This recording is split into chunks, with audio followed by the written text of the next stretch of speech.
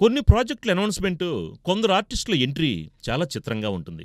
దాదాపు 6 ఏళ్ల పాటు నటనకు దూరంగా ఉన్న మంచు మనోజ్ భార్య ప్రణతి రెడ్డికి విడాకులిచ్చిన తర్వాత 'వాట్ ది ఫిష్' అనే ప్రాజెక్టులోకి ఎంట్రీ అయ్యాడు. ఇది 3 ఏళ్ల క్రితం జరిగింది. చిత్రం ఏమంటే ఇప్పుడు అదే ప్రాజెక్టులోకి నిహారిక కొణిదెల కూడా భర్త నుండి విడిపోయిన తర్వాత ఎంట్రీ ఇచ్చింది. అయితే ఇప్పుడు ఈ ప్రాజెక్టులో మనోజ్ ఉన్నాడో లేదో తెలీదు. ఎందుకంటే మొదటి భార్యకు 4 ఏళ్ల క్రితం విడాకులిచ్చిన తర్వాత మంచు మనోజ్ ఈ ఏడాది భూమా మౌనికారెడ్డిని ప్రేమించి పెళ్లి చేసుకున్నాడు. అంతేకాదు నటుడిగాను కొత్త జీవితాన్ని ప్రారంభించాడు. తాజాగా ఓ ఓటీటీ ప్లాట్ఫామ్లో గేమ్ షో మొదలుపెట్టాడు కూడా.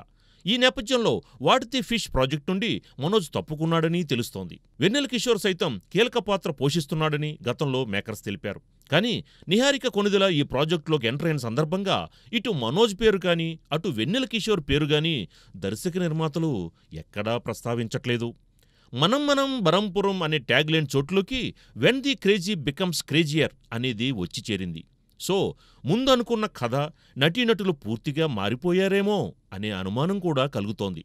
మారనిది ఏదైనా ఉందంటే అది దర్శకుడు, నిర్మాతలే.